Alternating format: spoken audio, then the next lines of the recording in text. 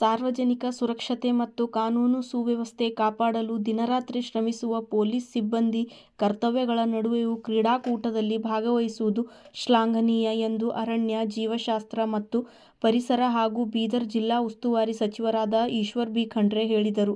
ಅವರು ಇಂದು ಬೀದರ್ ಜಿಲ್ಲಾ ಪೊಲೀಸ್ ಕವಾಯತ್ ಮೈದಾನದಲ್ಲಿ ಹಮ್ಮಿಕೊಂಡಿರುವ ಜಿಲ್ಲಾ ಪೊಲೀಸ್ ಇಲಾಖೆಯ ವಾರ್ಷಿಕ ಕ್ರೀಡಾಕೂಟ 2025 ಉದ್ದೇಶಿಸಿ ಮಾತನಾಡಿದರು.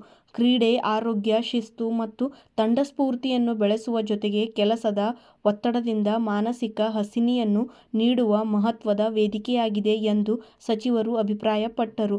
ಈ ಕ್ರೀಡಾಕೂಟವು ಪೊಲೀಸ್ ಸಿಬ್ಬಂದಿಗೆ ಹೊಸ ಉತ್ಸಾಹ, ಚೈತನ್ಯ ಮತ್ತು ಒಗ್ಗಟ್ಟಿನ ಮನೋಭಾವ ಬೆಳೆಸಬೇಕು ಎಂದರು. ಜಿಲ್ಲಾ ಪೊಲೀಸ್ ಇಲಾಖೆ ಆಯೋಜಿಸಿರುವ ಕ್ರೀಡಾಕೂಟದಲ್ಲಿ ಭಾಗವಹಿಸುತ್ತಿರುವವರು ಎಲ್ಲ ಅಧಿಕಾರಿಗಳು ಹಾಗೂ ಸಿಬ್ಬಂದಿಗಳಿಗೆ ಅವರು ಶುಭಾಶಯಗಳ ತಿಳಿಸಿದರು. ಈ ಸಂದರ್ಭದಲ್ಲಿ ಜಿಲ್ಲಾ ಪೊಲೀಸ್ ವರಿಷ್ಠಾಧಿಕಾರಿಗಳಾದ ಪ್ರದೀಪ್ ಗುಂಟಿ, ಜಿಲ್ಲಾ ಹೆಚ್ಚುವರಿ ಪೊಲೀಸ್ ವರಿಷ್ಠಾಧಿಕಾರಿ ಚಂದ್ರಕಾಂತ್ ಪೂಜಾರಿ ಸೇರಿದಂತೆ ಪೊಲೀಸ್ ಇಲಾಖೆಯ ಸಿಬ್ಬಂದಿಗಳು ಕಾರ್ಯಕ್ರಮದಲ್ಲಿ ಉಪಸ್ಥಿತರಿದ್ದರು.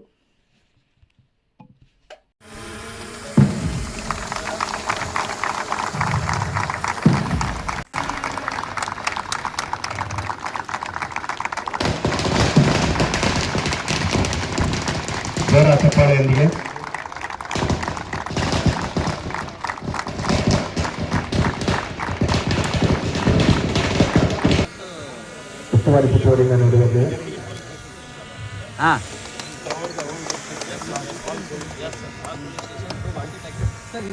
ಸನ್ಮಾನ ಕಾರ್ಯಕ್ರಮ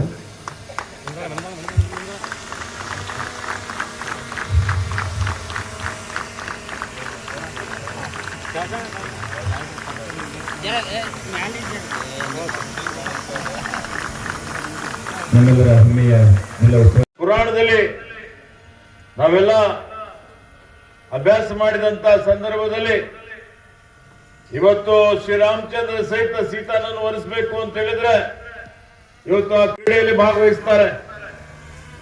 ಅದೇ ರೀತಿಯಲ್ಲಿ ಇವತ್ತು ಮನುಷ್ಯ ಇವತ್ತು ತನ್ನೆಲ್ಲ ಅಭಿವೃದ್ಧಿಗೆ ಕ್ರೀಡೆಯನ್ನು ಅಭಿವೃದ್ಧಿ ಮಾಡಿ ಇವತ್ತು ಅದಕ್ಕೆ ನಿಯಮವನ್ನು ಇವತ್ತು ಮಾಡಿದ್ದಿದೆ.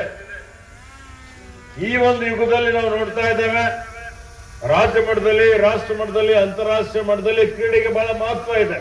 ನಮ್ಮ ದೇಶದಲ್ಲಿ 1987ರಲ್ಲಿ ಏಷಿಯನ್ ಮಾಡಿದೀವಿ.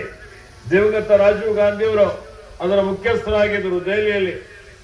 ಬೇರೆ ಬೇರೆ ರಾಷ್ಟ್ರದಿಂದ ಸಹಿತ ಅನೇಕ ಕ್ರೀಡಾಪಟುಗಳು ಬಂದು ಅಲ್ಲಿ ಎಲ್ಲಾ ರೀತಿಯ ಸುಸಜ್ಜಿತವಾದಂತಹ ಕ್ರೀಡಾಂಗಣವನ್ನು ನಿರ್ಮಾಣ ಮಾಡಿ ಇವತ್ತು ನಮ್ಮೆಲ್ಲ ವಿದ್ಯಾರ್ಥಿನಿಯರು, ಯುವಕರು ಆ ಕ್ರೀಡಾಕೂಟದಲ್ಲಿ ಭಾಗವಹಿಸಿ ಇವತ್ತು ರಾಜ್ಯ ಮಟ್ಟ, ರಾಷ್ಟ್ರ ಮಟ್ಟ ಅಷ್ಟೇ ಅಲ್ಲ, ಅಂತಾರಾಷ್ಟ್ರೀಯ ಮಟ್ಟದ ಖ್ಯಾತಿಯನ್ನು ಪಡೆದಿದ್ದಂಥದ್ದು ನಾವೆಲ್ಲ ನೋಡಿದ್ದೇವೆ.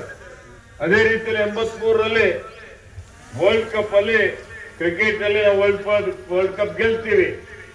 ಹಾಗೆ ಅನೇಕ ಅಂತಾರಾಷ್ಟ್ರೀಯ ಕ್ರೀಡಾಕೂಟಗಳು, ಕಾಮನ್ವೆಲ್ತ್ ಗೇಮ್ಸ್ ಇರ್ಬೋದು, ಇವತ್ತಿರುವಂತಹ ಒಲಿಂಪಿಕ್ಸ್ ಇರ್ಬೋದು, ಏಷ್ಯನ್ ಇರ್ಬೋದು, ಹೀಗಾಗಿ ಬರುವ ಆಮೇಲೆ ಸುಮಾರು ಜನ ಕ್ರೀಡಾ ಧ್ರುವತಾರೆಗಳು ಅಂತ ಹೇಳ್ಬೋದು. ಹಾಕಿಯಲ್ಲಿ ಧ್ಯಾನ್ ಚಂದ್ ಅವರು ಈ ದೇಶದ ಕೀರ್ತಿಯನ್ನು ವಿಶ್ವದಲ್ಲೇ ಎತ್ತರಕ್ಕೆ ತೆಗೆದುಕೊಂಡು ಹೋಗಿದ್ದಂಥದ್ದು ನಾವು ನೋಡಿದ್ದೇವೆ. ಅದೇ ರೀತಿಯಲ್ಲಿ PT ಉಷಾ ಇರ್ಬೋದು, ಸಾನಿಯಾ ಮಿರ್ಜಾ ಇರ್ಬೋದು, ಇವತ್ತು ನಮ್ಮ ಅನೇಕ ಚೋಪ್ರಾ ಅವರಿದ್ದಾರೆ.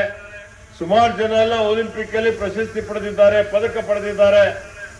ನೋಡಿ, ಒಲಿಂಪಿಕ್ಸ್ ನಲ್ಲಿ ಇತರ ಅಂತಾರಾಷ್ಟ್ರೀಯ ಮಟ್ಟದಲ್ಲಿ ನಾವು ಪ್ರಶಸ್ತಿ ನಮ್ಮ ಕ್ರೀಡಾಪಟುಗಳು ಪಡೆದರು ಅಂತ ಹೇಳಿದ್ರೆ ನಮ್ಮ ರಾಷ್ಟ್ರದ ರಾಷ್ಟ್ರ ಧ್ವಜ ಎತ್ತರಕ್ಕೆ ಹಾರಿಸುವಂತ ಒಂದು ಕೆಲಸ ಆಗ್ತದೆ. ರಾಷ್ಟ್ರದ ಕೀರ್ತಿ ಜಗತ್ತಿನಲ್ಲಿ ಜಾಸ್ತಿ ಆಗ್ತದೆ. ಆ ಒಂದು ನಿಟ್ಟಿನಲ್ಲಿ ಇವತ್ತು ನಮ್ಮಲ್ಲಿ ಸಹಿತ ಅನೇಕ ಕ್ರೀಡಾ ಪ್ರತಿಭೆಗಳಿದ್ದಾರೆ. ಪ್ರತಿಭೆ ಸುಪ್ತವಾಗಿರ್ತದೆ. ಆ ಪ್ರತಿಭೆ ಹೊರಹೊಮ್ಮಲಿಕ್ಕೆ ಒಂದು ರೀತಿಯಲ್ಲಿ ಅಂತ ಪರಿಸರ ಮತ್ತು ಅವಕಾಶ ಕೊಡಬೇಕಾಗ್ತದೆ.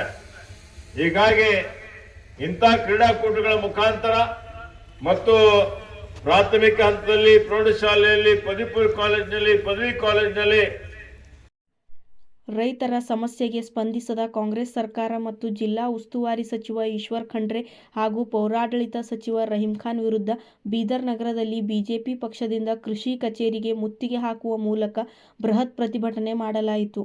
ರೈತರ ಬೆಳೆಹಾನಿ ಪರಿಹಾರ ನೀಡದೆ ಮತ್ತು ಸಿದ್ದರಾಮಯ್ಯನವರು ಸೂಚಿಸಿದ 3,300 ರೈತರ ಕಬ್ಬಿಗೆ ಬೆಂಬಲ ಬೆಲೆ ನೀಡದೆ ರೈತರ ರಕ್ತ ಹೀರುವ ಕೆಲಸ ಜಿಲ್ಲೆಯಲ್ಲಿ ನಡೆಯುತ್ತಿದೆ.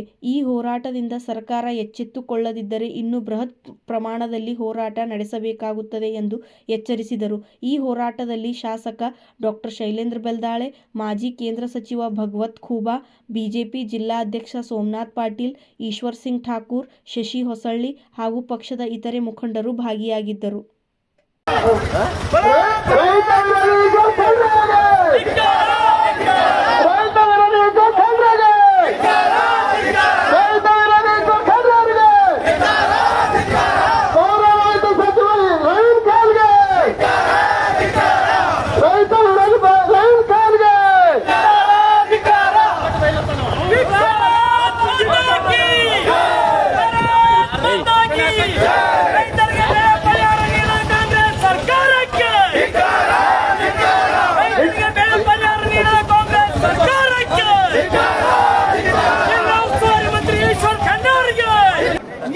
ಕಾಂಗ್ರೆಸ್ ಸರ್ಕಾರಕ್ಕೆ ನೀತಿಗೆಟ್ಟ ರಹೀಂ ಖಾನ್ ಅವರಿಗೆ, ನೀತಿಗೆಟ್ಟ ಈಶ್ವರ್ ಖಂಡ್ರೆ ಅವರಿಗೆ, ನೀತಿಗೆಟ್ಟ ಡಿ.ಕೆ. ಶಿವಕುಮಾರ್ ಅವರಿಗೆ, ನೀತಿಗೆಟ್ಟ ಸಿದ್ದರಾಮಯ್ಯನವರಿಗೆ, ರೈತ ವಿರೋಧಿ ಕಾಂಗ್ರೆಸ್ ಸರ್ಕಾರಕ್ಕೆ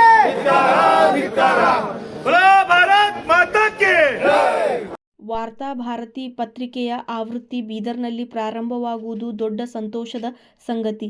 ಯಾವುದೇ ಬೆದರಿಕೆ, ಜೀವದ ಭಯವಿಲ್ಲದೆ ಸತ್ಯ ಸಂಗತಿಗಳ ಸುದ್ದಿಗಳನ್ನು ನಮ್ಮೆಲ್ಲರಿಗೆ ತಲುಪಿಸುವ ಕೆಲಸ ಮಾಡುತ್ತಿದೆ ಎಂದು ಪೂಜ್ಯ ಚನ್ನಬಸವಾನಂದ ಸ್ವಾಮೀಜಿ ಹೇಳಿದರು.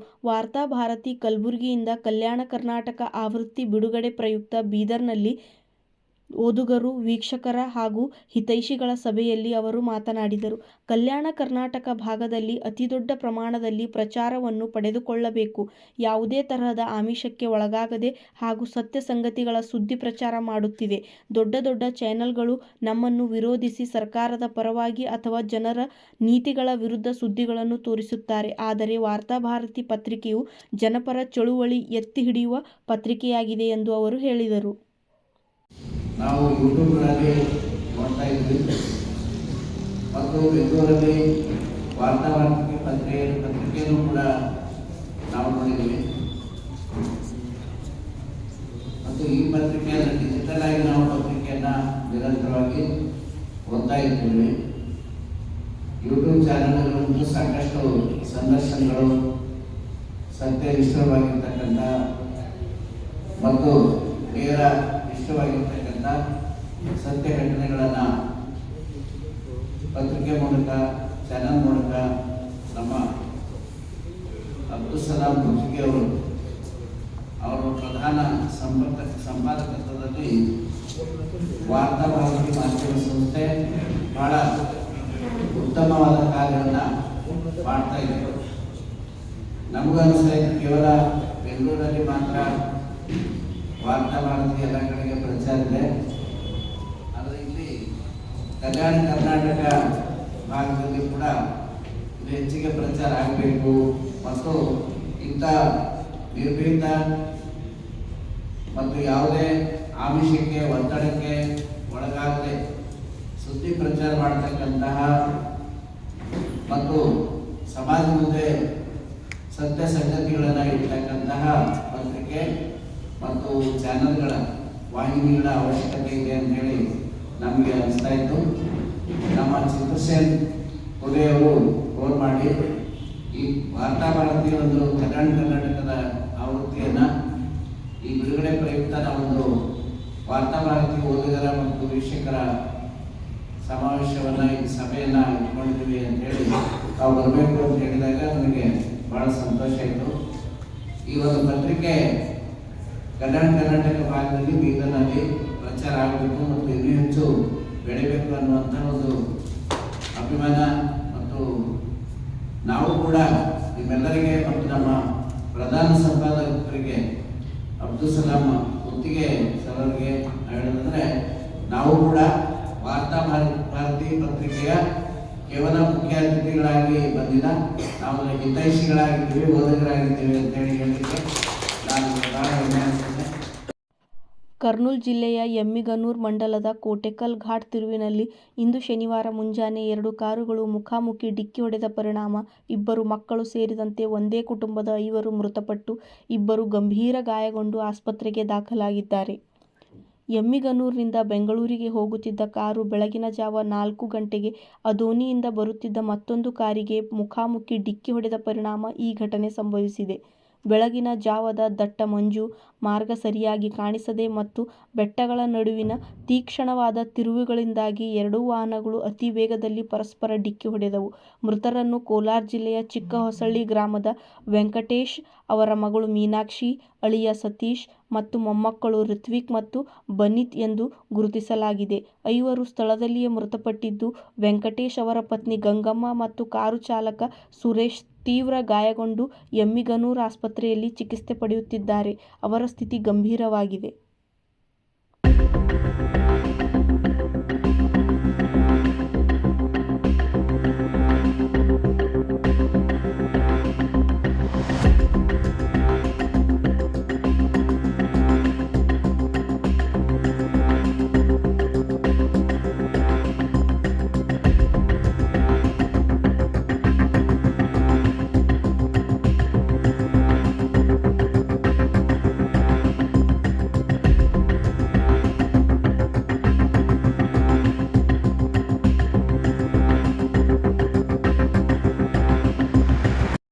ಶ್ರೀ ಸಂಸ್ಥಾನ ಗೋಕರ್ಣ ಜೀವೋತ್ತಮ ಮಠದ 550ನೇ ವರ್ಷಾಚರಣೆಯ ಅಂಗವಾಗಿ ಪ್ರಧಾನಿ ನರೇಂದ್ರ ಮೋದಿ ಗೋವಾದಲ್ಲಿ ವಿಶ್ವದ ಅತಿ ಎತ್ತರದ ಶ್ರೀರಾಮನ 77 ಅಡಿ ಎತ್ತರದ ಕಂಚಿನ ಪ್ರತಿಮೆಯನ್ನು ಅನಾವರಣಗೊಳಿಸಿದರು.